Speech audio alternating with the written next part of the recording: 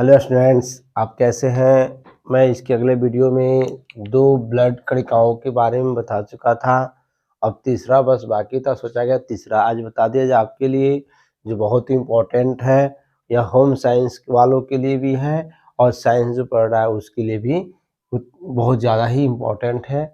देखिए, रक्त प्लेटलेट्स यह एक प्रकार की कणिकाएँ होती है जो हमारे ब्लड में पाई जाती है। आप जानते हैं 3 तरह की कणिकाएँ होती हैं, एक लाल रुधिर कणिकाएं, एक श्वेत रुधिर कणिकाएं, एक रक्त प्लेटलेट्स, जो दोनों हमने बताया। देखिए, ये केवल स्तनियों में पाई, इसका मतलब ये होता है स्तनियों में पाए मतलब वे प्राणी जो क्या कहते हैं, जो दूध पिलाते हैं। तो यह प्लेटलेट्स केवल स्तनियों में पाई जाती है। इनकी जो संख्या देखिए कितनी होती है, 2 से 5 लाख प्रति घन मिमी होती है। हमारे शरीर में इनकी जो संख्या घन के मिमी में होती है, ठीक है ना, 2 से 5 लाख होती है। इनका जो आकार होता है गोल या अंडाकार या तस्तरीनुमा गोल होगा। यह देखिए गोलाकार ऐसे होता है, अंडाकार और तस्तरीनुमा के आकार के होता है। यह गोलाकार हो गया, यह अंडाकार हो गया, यह तस्तरीनुमा हो गया। ठीक, अब देखिए सबसे बढ़िया इसकी देखिए रक्त प्लेटलेट्स के एक बहुत बढ़िया चीज यहाँ पे आ रहा है।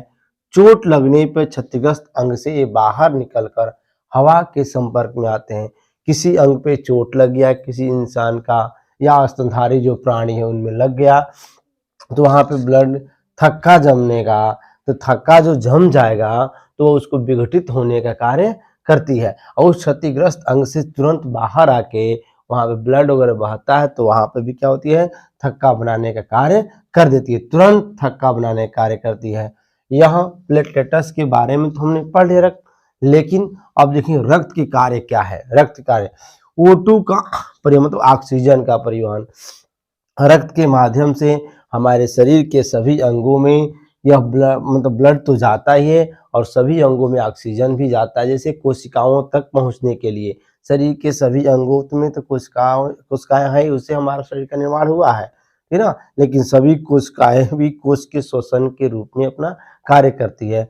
फिर से CO2 का परिवहन, जो कोशिकाएं ऑक्सीजन लेके अपनी क्रियाएं करती हैं, तो उसके उपरांत CO2 जो गैस बनता है वह कोशिकाओं के माध्यम से हमारे लंग्स में आता है, फेफड़े में आता है। किसमें?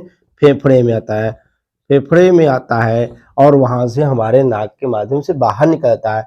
रोगों से बचाव कैसे? अगर हमारे अंदर यह तीनों कणिकाएं पर्याप्त मात्रा में रेंज के अनुसार रहती है तो हमको रोगों से लड़ने की ऑलरेडी क्षमता मिलती है। शरीर के ताप का नियमन, यह हमारे शरीर की टेम्परेचर को बनाए रखता है ब्लड। यदि ब्लड की लेवल किसी न किसी कारण कम हो जाती है किसी का भी, तो हमारे शरीर के टेम्परेचर में भी विभिन्नताएं पाई। आप जानते हैं हमारे स्वस्थ मनुष्य शरीर का या हमारे बॉडी का 37 डिग्री सेंटीग्रेड टेम्परेचर होता है, सामान्य ताप, नॉर्मल टेम्परेचर। चोट का उपचार, कहीं पर चोट लग जाता है तो क्या करती हैं, ये रक्त की जो कणिकाएं होती है, क्षतिग्रस्त जो कोशिकाएं होती है, उनको एनर्जी भी देना कार्य करती है और जो थक्का जो बना रहता है, ब्लैक हो जाता है, ठीक है ना, और या हरे रंग का भी कहीं कहीं पे हो जाता है, उसको धीरे धीरे ठीक करने का यह कार्य करती है।